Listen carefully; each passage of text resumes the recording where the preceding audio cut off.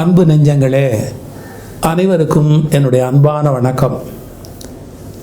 ஒரு பொன்மொழி நான் படித்தது,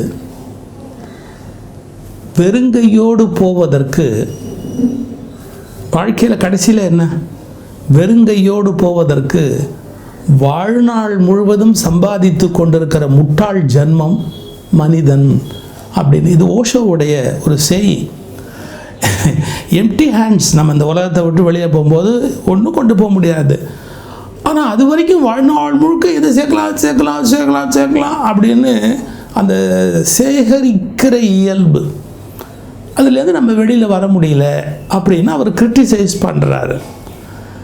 சேகரிக்கிறது கூட நம்ம முதுமைன்னு வந்துட்டால் நோய் வந்துடுமோ, நமக்கு ஒரு பயம் இருக்குது. இப்போ நோய்க்கு எப்படியாவது உயிரை காப்பாற்றணும் அப்படின்னு ஒரு நல்ல பெரிய ஆஸ்பத்திரிக்கு போகணுன்னா 5 லட்சம் 8 லட்சம் செலவாயிட்டா என்ன பண்ணுறதுன்னு நம்மளால் பணத்துலேருந்து நம்மளை அந்நியப்படுத்தவே முடியல.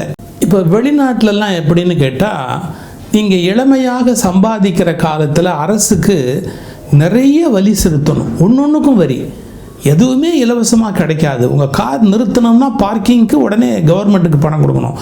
ரோடை நிறுத்துறீங்க அப்படின்னா எல்லா விஷயத்துக்கும் வரி, சம்பாதிக்கிறதுக்கு வரி, எல்லா விஷயத்துக்குமே கடுமையான வரி விதிப்பு ஐரோப்பிய நாடுகளில், அமெரிக்க நாடுகளில் இருக்குது.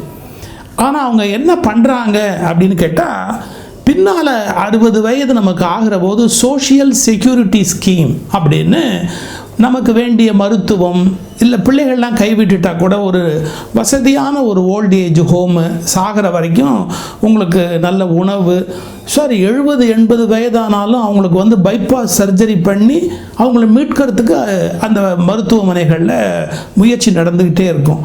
எல்லாரையும் கவனிக்கிறதுக்கு தகுந்த மாதிரியான வசதியான பெட்டு, எந்திரிக்க முடியாது அப்படின்னா தானே அப்படியே அந்த பெட்டு நிமித்திக்கும். இதெல்லாம் முதியோர்களுக்கு அவங்க கொடுக்குறாங்க. ஆனால் இளமையான வயதில் நிறைய வரி கட்டணும் அப்படிங்கிற ஒரு பழக்கத்தை உண்டு பண்ணியிருக்காங்க.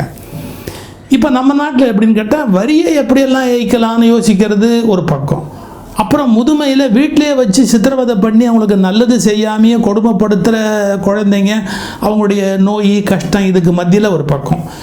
ஆனால் எப்படி இருந்தாலும் தனக்குத்தானே அதனால் சேவிங்ஸ் பண்ணி வச்சுக்கணும் அப்படிங்கிற எண்ணம் எல்டர்ஸ், மூத்தவர்களுக்கு இப்போ ரொம்ப அதிகமாகிட்டே போகுது. நம்ம கடைசி காலத்துக்கு நிறைய பணம் வேணும் அப்படிங்கிற ஒரு பயம் நம்ம எல்லார் மனதிலையுமே உருவாயிருக்கு. இதெல்லாம் சமூக போக்கில் மாற்ற வேண்டியவை. அதை குறித்து அரசு தலைவர்கள் அவங்களாம் தான் சிந்திக்க முடியும், நம்ம ஒன்றும் சொல்ல முடியாது.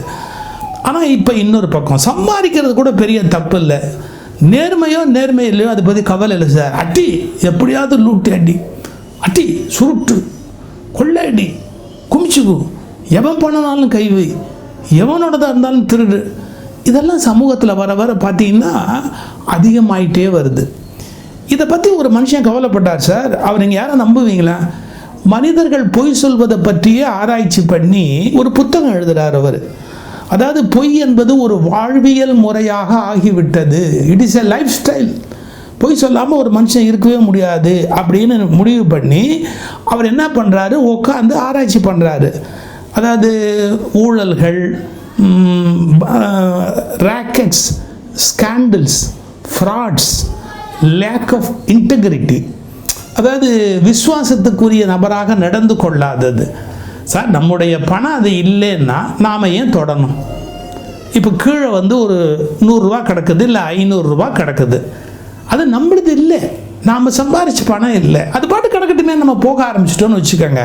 யார் ஒரிஜினல் ஓனரோ அவன் தேடி வரும்போது அவனுக்கு கிடைக்குமா இல்லையா? இந்த ஹானஸ்டி சமூகத்தில் இப்போ இருக்கா? சிங்கப்பூர் மாதிரியான நாடுகளில் ஹானஸ்டியை குழந்தைகளுக்கு உண்டு பண்ணணுங்கிறதுக்காக அவங்க 2-3 டெக்னிக் கையாளுறாங்க. சொல்கிறேன் பாருங்க. நடு ரோட்டில் ஒரு பர்ஸு கிடக்கும்.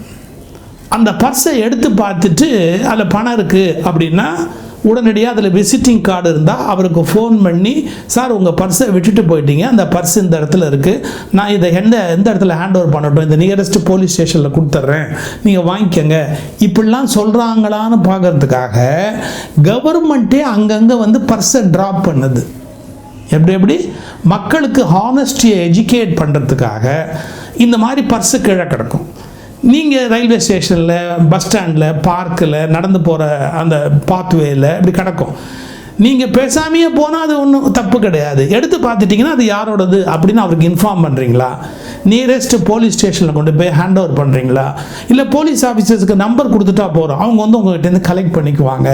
இந்த மாதிரி குழந்தைங்க மத்தியில் ஹானஸ்டியை உண்டு பண்ணுறதுக்கு, நாட்டு மக்கள் சிட்டிசன் நேர்மையாக இருக்கணுங்கிறத போதிக்கிறதுக்கு எனக்கு தெரிஞ்ச சிங்கப்பூர் அது மாதிரி சில நாடுகள்லாம் மக்களை பக்குவப்படுத்துகிறாங்க அப்படின்னு நான் படித்தேன். இதை எதுக்கு சொல்கிறேன்னு கேட்டால், நமக்கு உரிமை இல்லாத காசை நாம் திருடுவது என்பது ஒரு நல்ல பழக்கமா? நமக்குன்னு ஒரு ஒரு கடவுள் படி அளக்கிறாரு, இல்லை முதலாளி படி அளக்கிறாரு, இல்லை சமூகம் படி அளக்குது, கவர்மெண்ட் படி அளக்குது. அதுக்கு மேலே நமக்கு சம்பந்தம் இல்லாத ஒரு காசு, அது 50 காசாக கூட இருக்கலாம், 5000 ரூபாயாக வேணாலும் இருக்கலாம், ஒரு 500 ரூபா நோட்டாக வேணாலும் இருக்கலாம். எதுவாக இருந்தாலும் நமக்கு அதை எடுக்கிறது திருட்டு இல்லை.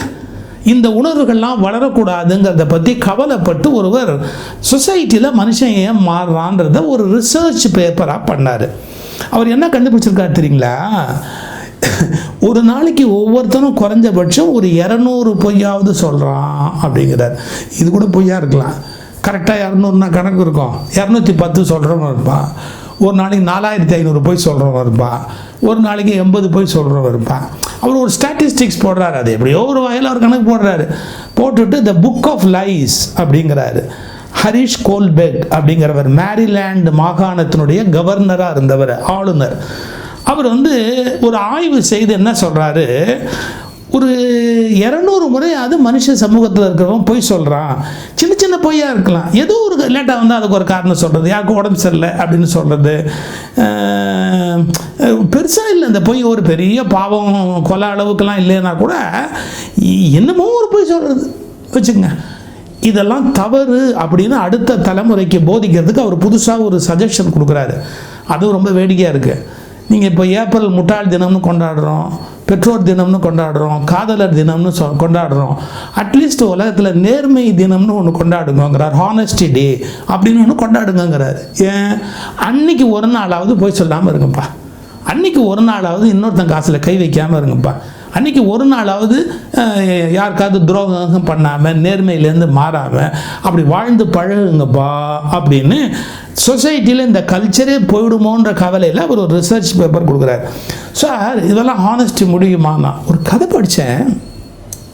ஒரு ஜென் குரு, அவரை ஒரு தோட்டத்துக்கு காவலாளியாக நியமிக்கிறாரு அரசர். அவர் நண்பர்களோட அந்த மாம்பழம் தோட்டம், அது அந்த தோட்டத்துக்கு வராரு. வந்துட்டு அந்த காவலாளியை கூப்பிடுறாரு. அவர் ஜென் குரு. நீங்கள் ஜென் குருனா அப்படியே வந்து பீடத்தில் உட்காந்துருப்பாங்கன்னு கிடையாது. ஜென் குருமார்களெல்லாம் உழைச்சி சாப்பிடுவாங்க. அது ஒரு வித்தியாசமான கல்ட். அது இவர் வாட்ச்மேன் வேலை பார்க்குறார் தோட்டத்தில். அவர் மகாராஜா கூப்பிட்டாரு, நான் நண்பர்களோடு வந்திருக்கிறேன், ஒரு 20-30 பழம், நல்ல அருமையான பழம், சாப்பிடக்கூடிய பழமா, ஓ பறிச்சுட்டு வாங்க அப்படிங்கிறார்.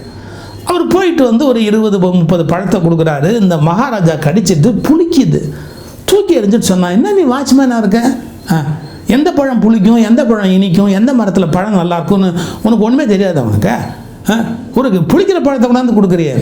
அந்த குரு சொல்கிறாரு, மகாராஜா இந்த தோட்டத்தை பாதுகாவல் செய், யாரும் இதிலிருந்து பழம் திருடாதபடி பாதுகாத்துக்கொள் என்று எனக்கு உத்தரவிட்டீர்கள். நான் இதை சாப்பிட்டு பார்க்கலாம் என்ற அனுமதி நீங்கள் கொடுக்கவில்லை. அதனால் இன்று வரை நான் இதில் ஒரு பழம் கூட சாப்பிட்டதில்லை. ஹானஸ்டி, நேர்மை எவ்வளோ பாருங்க. நான் ஒரு பழம் கூட இந்த தோப்பிலிருந்து விழுந்த பழத்தை கூட நான் சாப்பிட்டதில்லை. ஏன்னா எனக்கு காவலுக்கு தான் நீங்கள் அதிகாரம் கொடுத்தீங்களே ஒழிய நீ சாப்பிட்டு பார்க்கலாங்கிற அதிகாரம் எனக்கு கொடுக்கல அப்படிங்கிறார். இந்த மாதிரி நேர்மையான மனிதர்களை நாம் பார்க்க முடியுமா? இப்போ கூட ஒரு பள்ளிக்கூடத்து பையன் 50,000 ரூபாய்க்கு மேலே பணம் இருந்ததை எடுத்து அவன் கொடுத்தாங்கிறத பார்க்கும்போது எவ்வளோ வியப்பாக இருக்குது.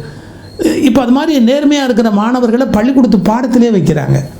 பசங்க மத்தியில் அது பதியணும்னு இந்த மாதிரி நேர்மையாக வந்து காவல் நிலையத்தில் பணத்தை கொடுத்த பசங்களுடைய பேரை பள்ளிக்கூடத்து பாடத்துக்குள்ளேயே சேர்க்கணும் அப்படின்னு முடிவு பண்ணி இப்போ சேர்த்துக்கிட்டு இருக்கிறாங்க.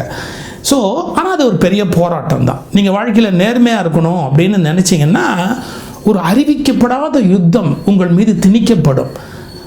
நான் சொல்கிறது சில சமயம் ட்ரை பண்ணாமல் என்ன அப்படி போயிட போகுது, நம்ம இன்றைக்கி முழுக்க நம்ம வந்து நேர்மையாக இருந்து பார்ப்போம், போய் சொல்கிறது இல்லைன்ற ஒரு முடிவோடு இருப்போம்.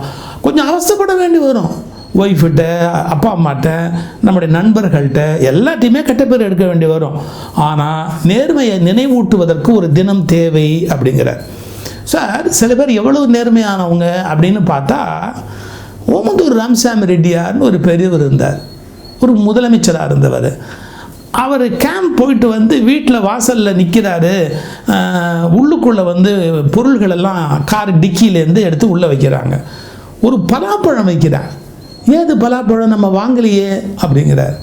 இல்லைங்கோ, நம்ம ட்ராவலர்ஸ் பங்களா திண்டிவனத்தில் நம்ம வண்டி நின்றுது பாருங்க. அப்போ திண்டிவனத்தில் ட்ராவலர்ஸ் பங்களாவில் இருந்த மரத்தில் ஒரு பெரிய பலாப்பழம் இருந்தது. அந்த வாட்ச்மேன் சொன்னால், ஐயா சென்னை தானே போகிறாரு, காரில் தானே போகிறாரு, கார் டிக்கியில் எடுத்து போனால் மெட்ராஸில் போய் ஐயா, அவர் ஒரு முதலமைச்சர், அவருக்கு பிடபிள்யூடி கெஸ்ட் ஹவுஸில் காய்ச்ச பலா மரத்துலேருந்து பலாப்பழத்தை காரில் டிக்கியில் அந்த வாட்ச்மேன் வச்சுட்டேன். இதை டிரைவர் கொண்டாந்துட்டார். ஓமந்தூர் ராமசாமி ரெட்டியார் சொன்னார், இந்த பாரு, அது கவர்மெண்ட் ப்ராப்பர்ட்டி. என்ன பேச்சு பாருங்க, கவர்மெண்ட் ப்ராப்பர்ட்டி, அது பிடபிள்யூடி டிபார்ட்மெண்ட்டுக்கு போக வேண்டியது. நீ எப்படி அதை வாங்கிட்டு வரலாம்? நான் ஒரு முதலமைச்சர் லஞ்சம் வாங்கின மாதிரி ஆகாதா? ஒரு காரியம் பண்ணு, இந்த பலாப்பழத்தை தூக்கிட்டு போய் திண்டிவனத்தில் கொடுத்துட்டு வா அப்படிங்கிறார். ஐயா ஐயா, பஸ் சார்ஜ் 4 நாள் ஆகிடுங்கய்யா, இந்த பலாப்பழம் விற்றா 2 நாள் தாங்கய்யா போவோம், நான் வந்து பஸ்ஸுக்கு போயிட்டு வந்தால் எனக்கு 4 நாள் செலவாகும். பரவாயில்ல, நீ லஞ்சம் வாங்கினதுக்கு பெனால்ட்டி போட்டிருக்கேன்னு வச்சுக்கோ, போய் மரியாதையை திண்டிவனத்தில் கொடுத்துட்டு வா. நான் ஓமந்தூர் ராமசாமி ரெட்டியார். இதெல்லாம் உங்களுக்கு வியப்பாக தெரியல? கிறுக்காக தான் பல பேருக்கு தெரியுது. லூஸு, இது ஒரு பெரிய விஷயமா அப்படிங்கிற மாதிரி நம்ம இப்போ நினைக்க ஆரம்பிச்சிட்டோம். சார், சிபி ராமசாமி ஐயர் திவானாக இருந்தார். அவரை பற்றி சொல்கிறாங்க, 2 மெழுகுவத்தி வச்சுருப்பாராம். ஆஃபீஸ் வேலை பார்க்கும்போது அரசாங்கத்துலேருந்து கொடுத்த மெழுகுவத்தியை வச்சு எல்லாம் பண்ணுவாராம். சொந்த கடிதம் எழுதுறதா இருந்தால் அந்த அந்த அந்த மெழுகுவத்தியை அணைச்சிட்டு அந்த மெழுகுவத்தியை ஏற்றிக்குவாராம். இதெல்லாம் ஆச்சரியமாக இருக்கு பாருங்க. காகிதங்களை கூட தவறாக பயன்படுத்துறது இல்லைன்னு. வேறு ஒரு அரசியல் தலைவரை பற்றி படித்தேன். காருக்கு பெட்ரோல் வந்து அவருடைய சொந்த வேலையாக போகிறதா இருந்தால் இன்றைக்கி 5 லிட்டர் பெட்ரோல் என் கணக்கில் போட்டுக்கப்பா, ஏன்னா போகிற வழியில் அந்த கல்யாணத்துக்கு போகணும், அப்புறம் அந்த இடத்துக்கு போகணும், இந்த இடத்துக்கு போகணும் அப்படின்னு. அதாவது கவர்மெண்ட் காசை சில பேர் குற்றமே இல்லாமல் அவங்களுடைய சொந்த பணம் மாதிரி கபலீகரம் பண்ணுறாங்க. அவங்கெல்லாம் இதெல்லாம் பார்க்கணும்.